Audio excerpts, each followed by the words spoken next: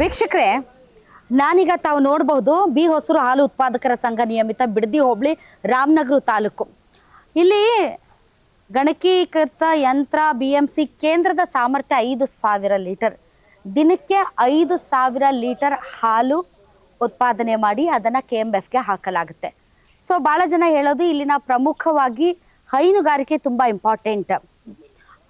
ಬಹಳಷ್ಟು ಏನು ರೈತರು ಇದ್ದಾರೆ, ಅವರು ಕೃಷಿಯ ಜೊತೆಗೆ ಹೈನುಗಾರಿಕೆಯನ್ನು ಕೂಡ ಮಾಡ್ತಾರೆ.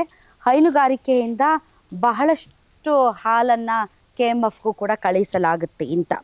ಬಟ್ ಅದರ್ವೈಸ್ ಆಲ್ಸೋ ಈ ಬಿಡದಿ ಟೌನ್ಶಿಪ್ಗೆ ಪರ ಮತ್ತು ವಿರೋಧ ಎರಡೂ ವಾದಗಳಿವೆ ಅಂತ ನಾನು ನಿಮ್ಮ ಮುಂದೆ ಇಟ್ಟಿದ್ದೆ.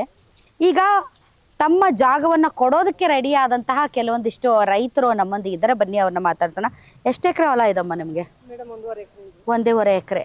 ಸೊ ತಾವು ಕೊಡೋಕೆ ರೆಡಿ ಆಗಿದ್ದೀರಿ, ಯಾಕೆಂದ್ರೆ ನಮ್ಗೆ 6 ಜನ ಅಕ್ಕ ತಂಗಿದ್ದೀರು. ಮದ್ವೆ ಎಲ್ಲ ಮಾಡಿ ಸಾಲ ಮಾಡಿದೀವಿ. 20 ಲಕ್ಷದವರೆಗೂ ಸಾಲ ಅದೇ.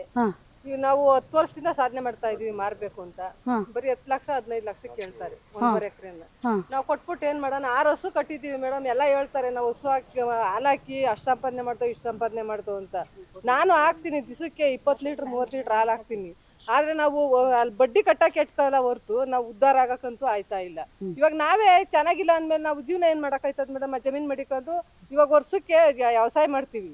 ವರ್ಷಕ್ಕೆ ಒಂದ್ ಬೆಳೆ, ವರ್ಷಕ್ಕೆ ಮಳೆ ಬೂದಾಗ ಮಾತ್ರ ಬೆಳೆಯೋದು.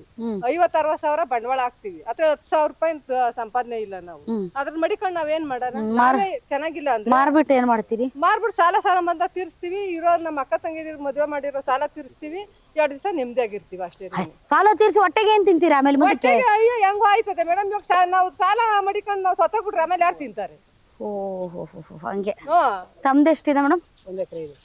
ತಾವು ಕೂಡ ಕೊಡೋದಕ್ಕೆ ರೆಡಿ ಆಗಿದ್ದೀರಿ. ನಾನು ಬರ್ತಾ ನೋಡಿದೆ, ತುಂಬ ಫಲವತ್ತಾಗಿದೆ ಈ ಕಡೆ. ಯಾಕೆಂದರೆ ಭಾಳಷ್ಟು ತೆಂಗಿನ ಗಿಡಗಳಿವೆ, ಸೇರಿದಂತೆ ಮಾವು ಎಲ್ಲ ಹಾಕಿದ್ದಾರೆ. ತುಂಬ ಫಲವತ್ತಾಗಿದೆ, ತುಂಬ ಹಸಿರಾಗಿದೆ. ಈ ಸುತ್ತಮುತ್ತಲಿಗಿಂತ ನನಗೆ ತುಂಬಾ ಇಷ್ಟ ಆಗಿದ್ದು ಈ ಪರಿಸರ. ಯಾಕೆಂದರೆ ಸಿಕ್ಕಾಪಟ್ಟೆ ಹಸಿರು ಇದೆ ಇಲ್ಲಿ.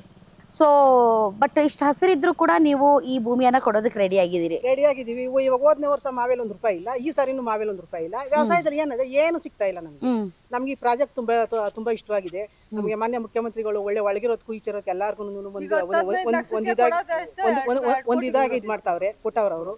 ನಮ್ಗೆ ಸಮಾಧಾನ, ನಮ್ಗೆ ಇಷ್ಟ, ನಮ್ಗೆ ಒಪ್ಪಿಗೆ. ಅಲ್ಲ, ನಿಮ್ಗೆ ಒಪ್ಪಿಗೆ ಕರೆಕ್ಟು. ಈಗ DK ಶಿವಕುಮಾರ್ ಅವ್ರು ಹೇಳಿದ್ದಾರೆ ಅಂತ ಒಪ್ಪಿಗೆ ಅಲ್ಲ, ಅದರಿಂದ ನಿಮ್ಗೂ ಲಾಭ ಆಗ್ಬೇಕಲ್ಲ. ಇದು ನಮ್ಗೆ ಇಷ್ಟ, ನಮ್ಗೆ ಸಮಾಧಾನ. ಈ ಪ್ರಾಜೆಕ್ಟ್ ನಮ್ಗೆ ಉತ್ತಮವಾಗದೆ. ಅದು ಹೆಂಗ್ ಉತ್ತಮ ಆಗದೆ ನಿಮ್ಗೆ? ಉತ್ತಮವಾಗದೆ ನಮ್ಗೆ. ಅದು ಹೆಂಗೆ ಏನು ಹೆಂಗೆ ಅಂದ್ರೆ ಅವರು ಒಳ್ಳೆ ನಾವು ಇವೆಲ್ಲ 6ಕ್ಕೆ 3 ಮಾರ್ಕೊಂಡು ಇವಾಗ ಒಳ್ಳೆ ರೈಟ್ ನಮ್ಗೆ ಇದಾಗತ್ತೆ. ನಮ್ಗೆ ಉದ್ಭಾವನೆ ಇದು ಮಾಡ್ಕೊಟ್ಟವ್ರ ಅವ್ರ ಮುಖ್ಯಮಂತ್ರಿಗಳು. ನಮ್ಗೆ ಸಮಾಧಾನ, ನಮ್ಗೆ ಇಷ್ಟ. ಓಕೆ. ಆಲ್ಮೋಸ್ಟ್ ಅಲ್ಲಿ ಎಷ್ಟು ನಿಮ್ಮ ಹಳ್ಳಿಯಲ್ಲಿ ಜನಸಂಖ್ಯೆ ಎಷ್ಟಿದೆ ಮೇಡಮ್? 1,000 ಜನನು ಕೊಡಕ್ ರೆಡಿ ಇದ್ದಾರಾ? ಕೆಲವರು ಇದ್ದಾರೆ, ಕೆಲವರಿಲ್ಲ. All right.